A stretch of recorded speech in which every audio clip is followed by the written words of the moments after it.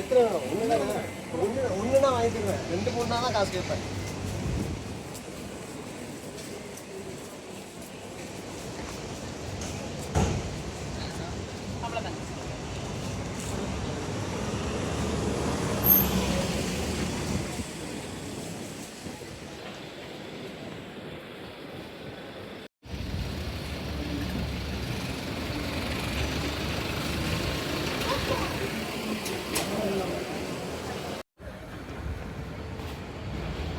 எல்லாம் மாலை கடை ஆகணும். நீங்கள் அப்படியே ஃபோட்டோ எடுத்துகிட்டு வாங்க. இங்கேயா வந்து வேண்டுவோனும்?